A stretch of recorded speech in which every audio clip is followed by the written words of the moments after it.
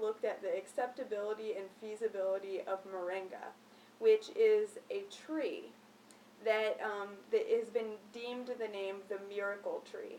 And it has a lot of different properties that are fantastic. Um, the leaves are the most nutritious, and you can eat them raw, or you can cook them, or you can make them into a powder, so dry the leaves and then grind them. And all of those forms are still very, very nutritious. And so I'll pass this around because it has some of the different values of it. Like, for instance, it's said to have, I think this is based on 100 grams of it. It's said to have 7 times the vitamin C of an orange. So that just gives you an idea. It's extremely nutritious. It also contains all of the amino acids, which is extremely rare for a plant. So I'll go ahead and pass that around so if you want to look at it. This is actually the flyer that we used when I was in Swaziland to give to community members. And of course it was translated, but this is the one in English. So when I went to Uganda, I did, prior to leaving, I said, I'm going to see if moringa is being used in Uganda. I'm just curious. And so I started doing a little research online, and I found out that back in 2001, moringa was pushed as a cash crop by the government. And so I was like, wow, that's different. I'd never heard that before. So I did a little more digging. Well, then I read that it failed.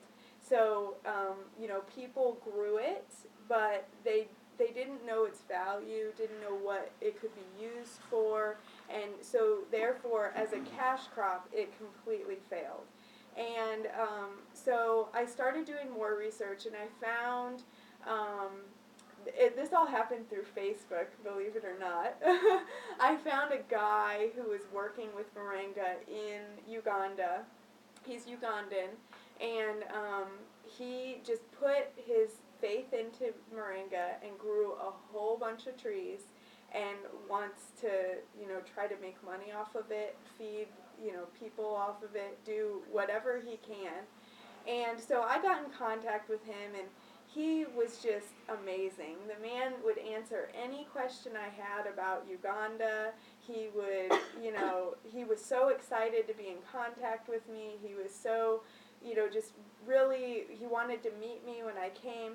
Well, he was located about 3 hours outside of Popoli, which when you're coming in from Kampala, where you fly in, you do pass through. It's called Jinja.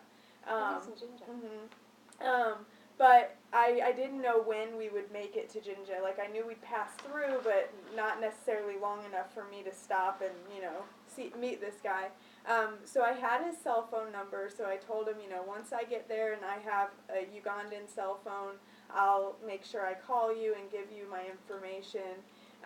So I think it was about 4 weeks after I had been in the country, I did make it down to Jinja for a weekend, and I visited him. His name's Robert, and I visited his moringa trees, and it was amazing. Like, they're beautiful. He has so many of them, and he's so excited. He just doesn't know a whole lot about what, he knows the potential in moringa. He just doesn't know everything that can be done. So while I was there, I actually taught him how to dry the leaves and grind it into a powder, and encouraged him to start making the powder. And so since then, I've been in contact with him, and he's done that, and he's planning on donating powder to an orphanage to help feed some children. And so he's doing good things with it. And so then when I was in Popoli, one evening I was having tea with Emma, and I just happened to ask him about moringa. And I was like, do you know anything about it? He's like, oh yeah, I have some trees right here.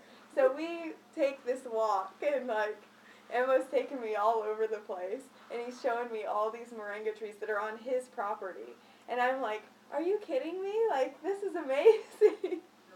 And so he's like, yeah, it's around. There's lots of trees, And he told me a lot of people grew it, but then they never knew what to do.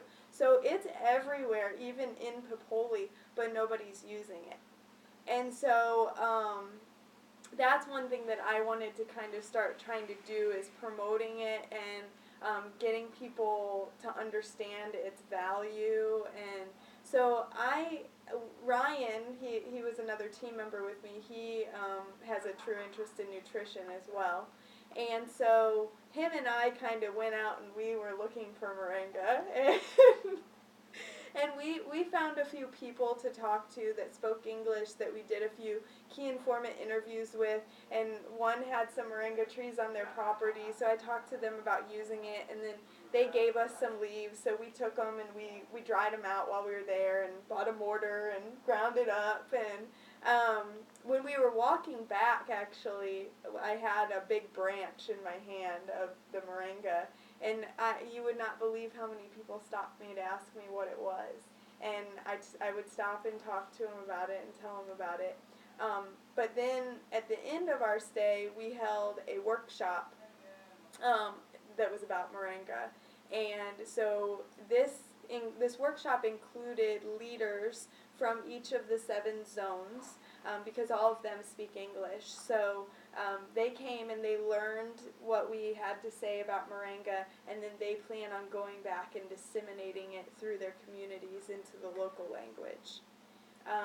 And I did pass out seeds as well, because Emma, the Paco Def office that's in Tororo, they have a huge moringa tree right on their property. And so I sat there one day and pulled off a whole bunch of pods and took a huge bag of seeds home with me. And when we held the workshop, every person that attended, I gave them probably 15 seeds each. And, I told them to share with their neighbors, and Emma could get them more seeds if they wanted. And Emma's excited about it too, so that's one thing that we're kind of anxious about. So you eat the leaves? Yes. And you can eat them raw or grind them up, dried, or cook them? Yep, you can cook them like spinach. But the only thing is that you